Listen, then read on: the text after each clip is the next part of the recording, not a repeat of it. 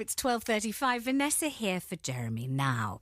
Allow me to take you to the village of Sharrow in North Yorkshire. If we wander down Berrygate Lane, we'll find St John the Evangelist Parish Church. It's a lovely pale stone building with tall buttresses, castle-like crenellations along its roof, and a proud and sturdy square tower. It is also the scene of an alleged crime.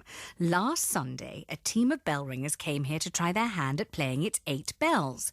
We can retrace their steps as they made their way up the cramped staircase. It's rather claustrophobic in here. And then they opened the trapdoor in the roof and climbed into the belfry. They'd decided that evening to play a 3-hour peal of bells. 3 hours of non-stop bell ringing. They untied the ropes, took their grip, and off they went.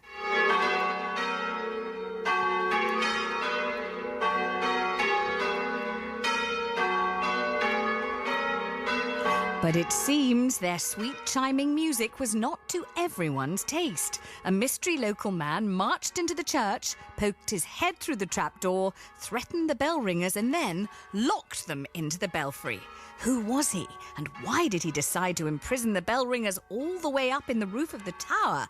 Luckily, they were discovered half an hour later when the woman who locks the church up at night heard them shouting and banging their feet on the floor. But they could have been there all night. I'll be speaking to Barry Dove, the president of the Yorkshire Association of Change Bell Ringers, very soon. But first, I'm joined by Richard Catton, reporter for the Press newspaper in North Yorkshire. Hello, Richard. Good afternoon. What a mystery. It is a mystery, yes. We've so far failed to find out who this Victor Meldrew character was. So what do you know? What can you tell us?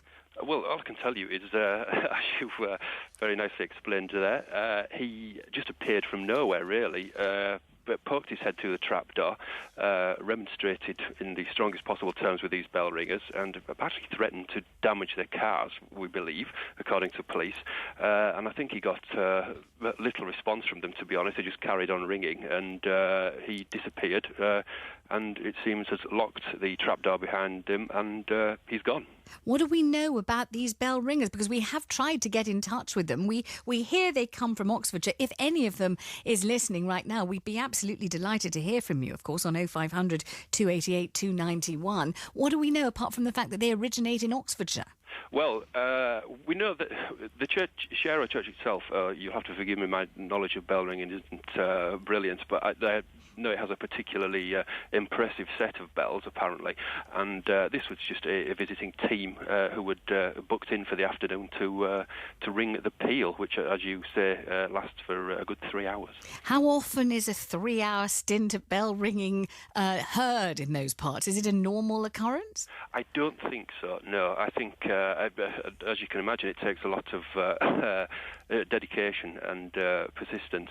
But no, I think it's fairly rare. I think it's usually a quarter peal is quite common, which lasts for, getting on for 3/4 of an hour, I believe. But yes, the full peal, as it's called, is fairly rare, I would imagine. Are the police taking any action on this? No, not at the moment, because the bell ringers in question have not complained. They have once they were finally released, I think they took themselves back down to Oxfordshire. But the police are aware of it and have confirmed that an angry gentleman in his we believe, the only description we do of him is that he's in from his 60s up to possibly his 80s, which is quite impressive, because I'm familiar with this church tower, and it is reached by an extremely rickety and steep staircase. So he must have been absolutely incandescent to come barging up there and remonstrate in such a way. Well, we believe that there are quite a few people in the village who could answer to the description of an incandescent gentleman aged between 60 and 80.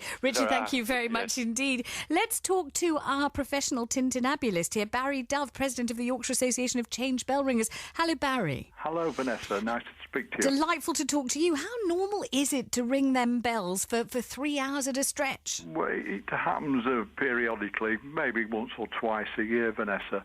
It's usually for royal events like the royal wedding that lots of churches had the bells rung for these 3-hour peals during that time. We hear there's something very special about the bells at St John the Evangelist in Sharrow. Yeah, they're from a foundry called Gillett and Johnson in Croydon. They're quite a rare peal of bells, really. Gillett's didn't cast many, and people like going to Sharrow because they're slightly different. Different founders cast the bells in slightly different ways and tune them in slightly different ways. Now, we do have a resident campanologist on the Jeremy Vine team, although he's keeping a very low profile, but he did try and explain to me this morning how you ring a bell, and it's a fairly complicated procedure, mixture of science and art and music, isn't it? It Athleticism too. I think the way we see some terrible images on films, carry-on films, and what have you, about bell ringing. It's a technique. It's like if you're learning to swim or you're learning to ride a bicycle.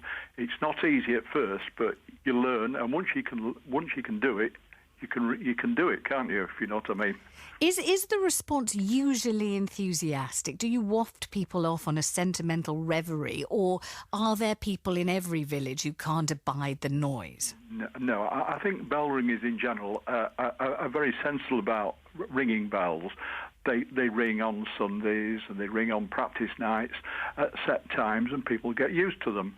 If there's a special event, special ringing, sometimes it's advertised in the parish magazine or on the notice board in the local press, and people are aware that the bells are going to ring for 3 hours. Is there any time limit on bell ringing? For example, on a Sunday morning, can you start at dawn with the dawn chorus? Normally, we ring up to service time. If the service is at 10 o'clock, as it is at our church, we start ringing about 9:15 and ring till about 5 to 10. This tells them that the local populace there is going to be a service coming along at 10 o'clock, and this gets them up and about. 5 to 10, we have one bell we tolling called the 5-minute bell, and that tells people to hurry along, make sure you're not late for the service before it starts. And finally, a question I've always longed to ask. We've all seen, usually on sitcoms and in cartoons, the bell ringer being hoisted aloft right up into the tower because he's forgotten to let go of the bell. Yeah. Does that ever happen in real life? It doesn't, Vanessa. I'm afraid it doesn't. What a shame. No. Will you stay with us on the line, because we may need to call upon your expertise? All right, yes. Thank you very much indeed. Of course, we want to hear your views on this. Bell ringing, is it appealing to hear the peals, or is it downright appalling? Have you had to deal with the ringing of the bells filtering through your hangover on a Sunday morning and contributing to your headache? Do you understand the idea of imprisoning bell ringers in the belfry? You can give us a call 0500 288 291 or email me on vine@bbc.co.uk. John Allen and Joanna. So bell ringing, pleasure or purgatory? Mike in Wiltshire says it's annoying that noise from church bells is considered acceptable. If I played my drums for 3 hours, the council would send someone round to stop me. Noise is noise, and it shouldn't be judged as nice or not, depending on your taste. And Mark says this person that locked the bell ringers in should be put in a prison cell for a while and charged by the police. That person must have been aware there was a church there when he moved into his home. If that person doesn't like church bells, move somewhere where there is no church. Scott in Glasgow. Good on the person that locked them in. After 3 hours of bells, I'd have done a lot worse than locking those bell-ringing pests in. And Eric in Beverley says, bells. I've heard that some councils even had bell ringing stopped, and I think that's really sad. As a Christian, I appreciate hearing them being rung every Sunday. BBC Radio 2 in concert. Tonight, The Feeling are performing a headline set for BBC Radio 2 in concert. I love it when you call me, show some love. Joe Wiley presents this exclusive event from the Mermaid Theatre in London as The Feeling play past hits and new work. Dion Bromfield will be live in the support slot, and you'll hear live music featured on Radio 2 from the past week. BBC Radio 2 in concert with The Feeling. Tonight from 8. And Gary's on the line in Bodmin. Hello, Gary. Hello there. What's your view of Tintinabulists, Gary? Well, I nothing against bell ringers per se, live and let live and all that, but I do agree with one of your previous emailers there, in that if my band practiced in the back garden for 3 hours on a Wednesday night, we'd soon get complaints from neighbours about the noise and council about not having a music licence, and yet the bells ring out on a Wednesday night for 2 or 3 hours quite clearly, and it's quite repetitive until they go out of sync. Let's bring in Barry Dove. Barry, it's quite repetitive. I mean, that's effectively a rather gentle way of putting it. No, it's not repetitive. It's a very musical occasion. I'm very sorry to hear that Gary has problems down in Bodmin, is it? It would be nice, he could communicate with the local ringers that they're usually very amenable to discussions. Nowadays we don't have this negative vibe of saying the bells were here first, before the houses and the neighbours. We like to work alongside people, Vanessa. We don't like confrontation, Barry, if Gary were to shuffle into Bodmin, to the church near him, and say, it's all right, mate, but could you just rev it up a bit, change your repertoire a little? Is that easy to do? Can you incorporate a few hits from the Radio 2 playlist, for example, just to change it? People are very, bell ringers are very amenable, but they're not, we're not nerds. We're just ordinary folks who enjoy bell ringing, and we like to work along with the local populace. Let me bring in Sandra on the line in Frosbury. Hi, Sandra. Hi, Vanessa. You're not much of a fan either. Why not? Well, I lived in an apartment close to a very beautiful church. It was a very old apartment. It was a former coaching inn.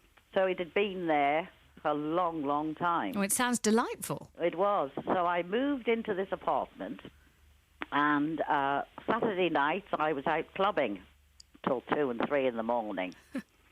And on the Sunday morning, first Sunday morning I was there, I was nursing a sore head, trying to go back to sleep, when all of a sudden they started. And they went on for 2 hours. It was an absolute nightmare. I was at screaming point. Did you not feel this was a celestial punishment for your night of excessive wanton clubbing? Probably, yes. This was your punishment right here on earth. But what happened, a few months later, I'd gone to the coast with a friend, and we went to our favourite little Italian restaurant where we knew the owner, and he said to me, "Oh, there's a party of people from Shrewsbury. Where you come from?" he said, sitting in the window table. I said, "Oh, really?" So I went across and I introduced myself, and they said they were campanologists, which of course is bell ringers. So I said, "Oh," I said, "so you're the people who wake me up on a Sunday morning when I have a headache and I'm tired and I need a lie-in." I had a few glasses of wine. What was their response? Well, they weren't very happy, really. They were horrified to meet you. So I went back to my friend. She said, "Oh, you shouldn't have gone over." I said, "Well, I just had to. I just had to tell them. They would be in that restaurant, and the same people who were ringing those damn bells. It was a nightmare." And this went on. They practiced in the evening as well, which wasn't too bad, because I was probably out. But every single Sunday morning, dead on the stroke of 9... they'd start. Sandra, I think many people will feel for you.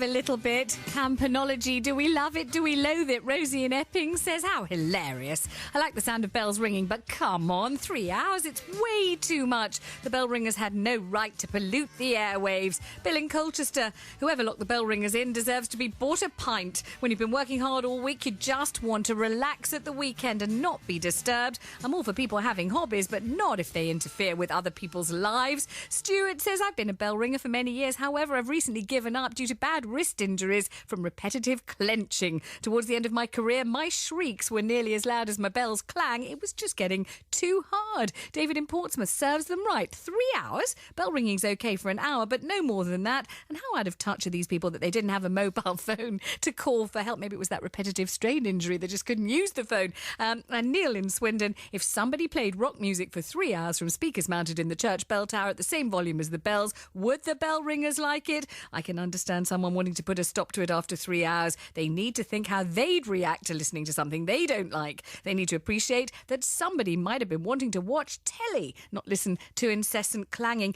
Nicky's on the line near Dorking. Hello, Nicky. Hello. Lots and lots of jaded cynics when it comes to campanology. Yes, Not- there are. not you, though. I live near a church, and I look forward to Wednesday evenings when they're having bell practice. And quite frankly, my answer to it is don't move somewhere where you're near a church. The church was there first majority of the time, and you don't get churches being built these days, so there's no excuse, really. Do you consider it a positive advantage? I mean, when you come to sell your house, will you feel you ought to warn potential purchasers actually every Wednesday evening 3 hours of bell ringing kicks off? Well, we don't have 3 hours of it, and it does depend which way the wind's blowing as to whether you get to hear it or not, but it is just across the field at the back of my house. You know, and yes, I guess if people are going to move to a village, they will go past the church and see it's there. So, you know, if they don't want to live near a church, then don't move there.